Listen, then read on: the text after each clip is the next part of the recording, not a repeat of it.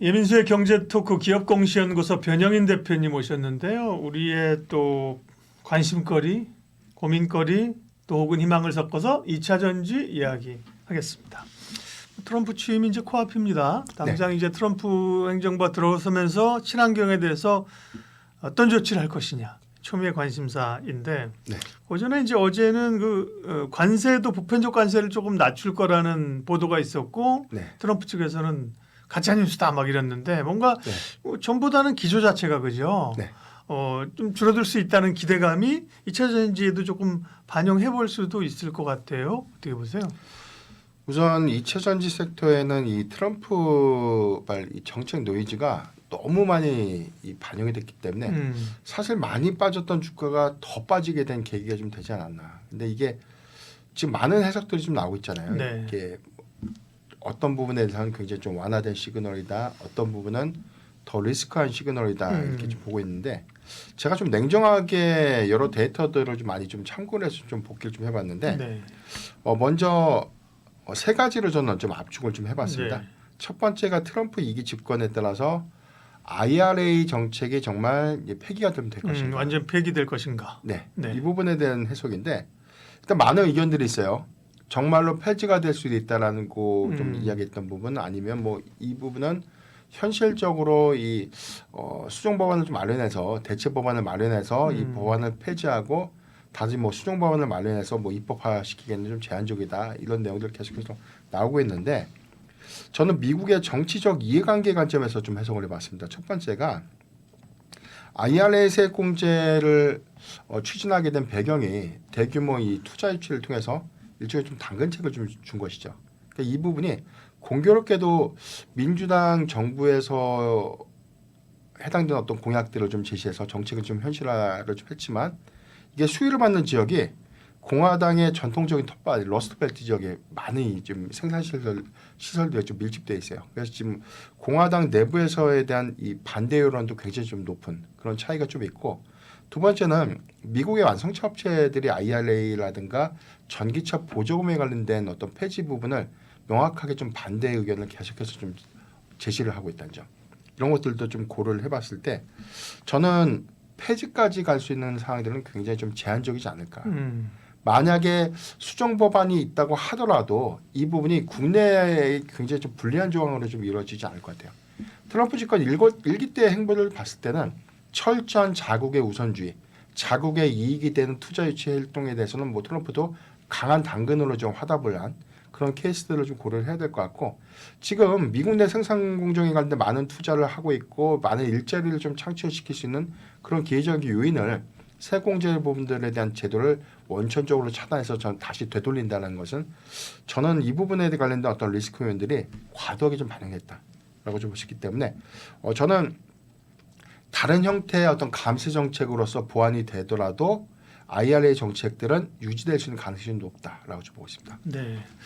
IRA 정책 자체를 폐기할 것인가? 폐기 자체는 어렵다. 네, 그렇죠.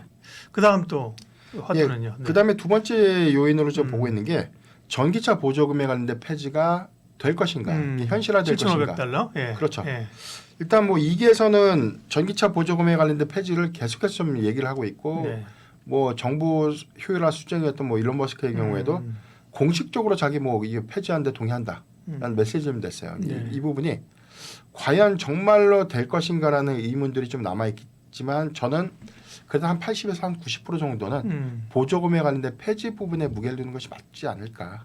왜냐하면 그렇다고 하더라도 이게 크게 악재라고 저는 보지 않는 게 상당수 리스크 요인들이 좀 반영이 됐다고 봅니다. 네. 그리고 이 부분을 좀 논의를 하더라도 과거에 지금 뉴욕주라든가 뭐 캘리포니아주, 미국의 한 14개 주가 자체적으로 지금 전기차 보조 우리가 준다.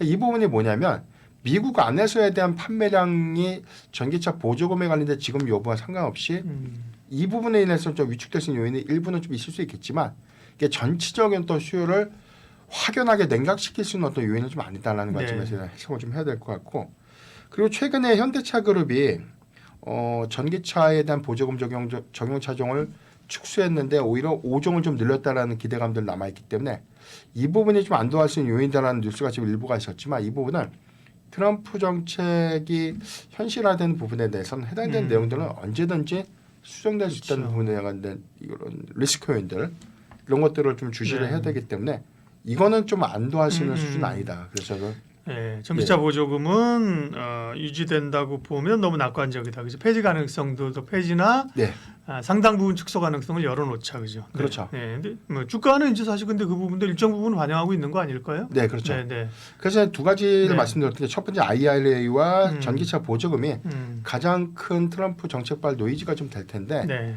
일단 뭐 IRA 정책 부분에 대해서는 저는 한 80에서 한 90% 정도는 완화될 수 있는 기조 부분에 대한 긍정적인 요인이 있기 때문에 이게 전기차 보조금을 축소하거나 폐지한다고 하더라도 충분히 상쇄시킬 수 있는 어떤 완화 요인이 좀 될 수 있지 않을까라고 좀 네. 보시겠고 마지막으로 전기차 전환 속도에 관련된 지연 효과들인데 이 부분에 관련된 해석 차이도 계속해서 좀 나오고 있습니다. 일론 머스크가 일단 정부 효율화 수장으로 좀 현재 임명이 된 상태이기 때문에 전반적인 어떤 전기차의 공급량들을 위축시킬 수 있는 어떤 속도 조절의 어떤 지연 정책들을 좀 할 것인가라는 관점. 네. 그러니까 이 부분에 관련된 제한적인 요건들이 좀 일부가 좀 있지만 과거 트럼프 일기 때에 관련된 정책 행보들을 보면은 온실가스에 관련된 배출 기준량을 뭐 크게 좀 완화시켰던 그런 사례가 좀 있었어요.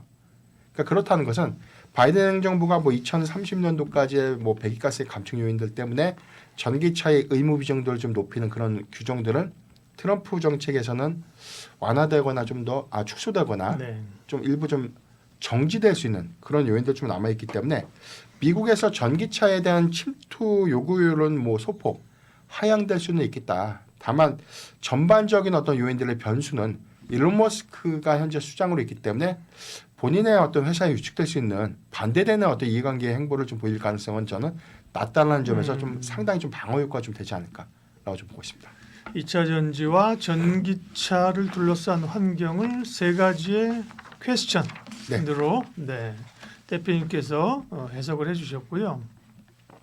사실은 정책은 영향이 크죠. 영향은 크긴 하지만 사실은 이게 사실은 1월 트럼프 취임하고 나서 1월이니까 1월, 2월, 3월 1분 정도 지나면 사실 정책은 다 녹여진다고 봐야 되는 거거든요. 그죠? 네. 예.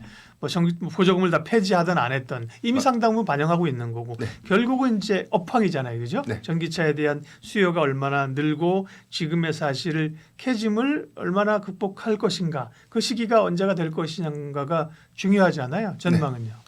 결론적으로 보면 이제 수치 데이터 그리고 전반적인 어떤 외국 투자사들의 어떤 전망들 내용들 좀 봤을 때는 일단 2025년도에 대해서는 일부 좀 기대 요인들이 좀 남아 있습니다.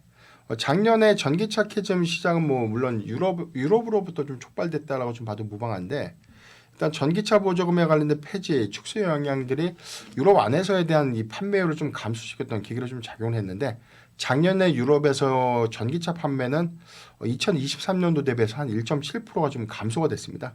근데 우리가 예상했던 것보다 감소율은 좀 미비해요.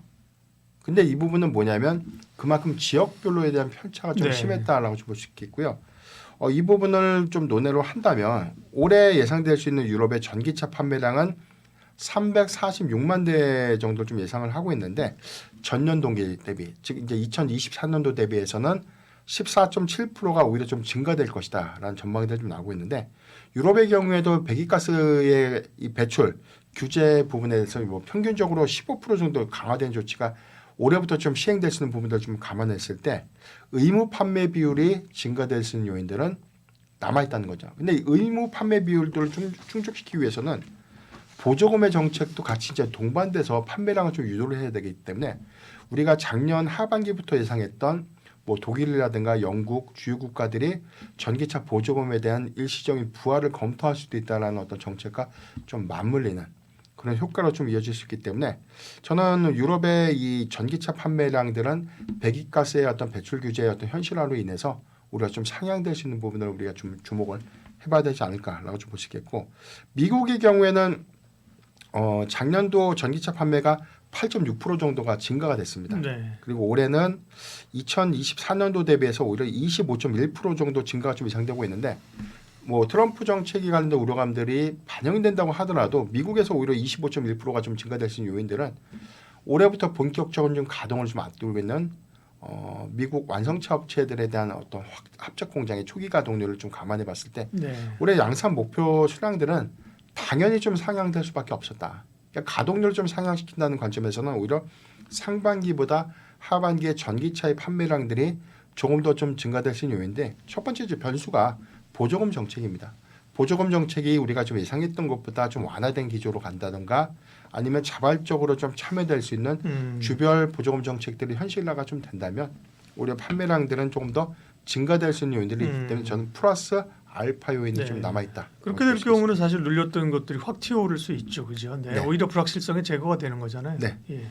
그래서 이런 관점에서 보면 지금 전기차 보조금에 관련된 정책에 관련된 차량 판매 대수에 대한 연동성들은 좀 있겠고요. 그리고 그 이후에 어떤 사항들을 좀 봤을 때는 작년 대비해서 올해가 좀 완화될 수 있는 구간들은 사실 중국의 미국 규제가 좀 더 심화가 될 수 있는 부분들 그리고 유럽의 경우에도 중국산 전기차에 관련된 이 고부가 관세비가 비율들을 좀 높이는 부분들 그리고 좀 대안점을 좀 찾는다면 미국 역시도 K배터리를 좀 대안으로 삼을 수밖에 없는 관점에서 보면 초기 가동률이 상향될 수 있고 점진적인 유럽과 미국의 전기차 판매량의 증가 효과들은 국내 2차 전지 소부장주들에게 실적 개선에 좀 기회 효과로 좀 이어질 수 있지 않을까라고 좀 볼 수 있기 때문에 저는 2024년도 정말 힘들었던 네. 2차 전지주가 올해는 정말로 좀 기대할 수 있는 실적적인 어떤 회복 효과들을 특히나 또 주목을 좀 해봐야 되지 않을까라고 좀 판단해 보겠습니다. 그러면 이제 시기적으로 볼 때 2차 전지에 대한 접근 타이밍과 관심 있게 보시는 기업들은 네, 저는 지금도 계속해서 말씀드리고 싶은데 제가 항상 방송에 나올 때마다 2차 전지 섹터에 관련된 전망치들을 계속 부정적이든 긍정적이든 언급을 드렸는데 네. 주가의 상황들이 계속해서 좀 반대로 가다 보니까 보유자들에 대한 이 고심도 굉장히 힘들어요. 저 역시도 2차 전지주 많이 투자를 좀 하고 있는 상황이고 네. 그런데 이제 내용들을 봤을 때는 이게 그렇다고 해서 도래가 되지 않은 사업이고 폐쇄가 되는 사업이 아니라는 관점이죠.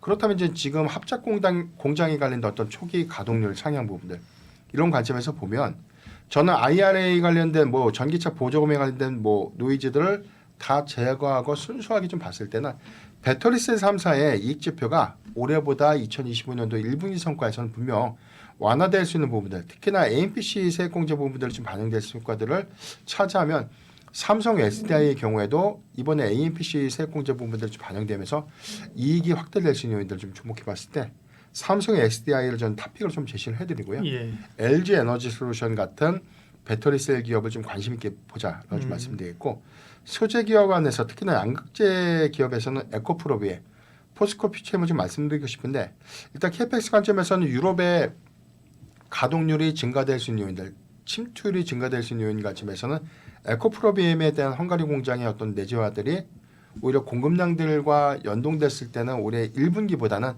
올해 하반기 실적 개선의 신호탄이 서서히 주가에 좀 반영될 수 있는 그래서 우리가 주가가 좀 반등할 수 있는 요인들을 고려를 해야 될 것 같고 포스코 퓨처엠은 역시나 미국 시장에 관련된 불확실성들이 확정이 어느 정도 좀 끝나고 난다면 오히려 공급량이 확대될 수 있는 요인들 그래서 에코프로비엠이라든가 포스코 퓨처엠, LNF 같은 종목들도 관심 있게 보자. 그리고 소재주 부가적인 부분에서는 뭐 대주 전자재료 올해는 실리콘 응급제에 관련된 네. 적용 차종이 분명 늘어납니다. 이 부분을 봤을 때 대주 전자재료도 좀 고점 대비 주가 좀 많이 낮은 상태를 좀 고려해봤을 때 충분한 주가의 어떤 상승 탄력도 주목을 하면 좋을 것 같습니다. 트럼프 취임을 앞둔 상황에서의 2차 전지에 나아갈 예상되는 방향들 투자 전략 함께했습니다. 기업공시연구소 변영인 대표 함께했습니다. 고맙습니다.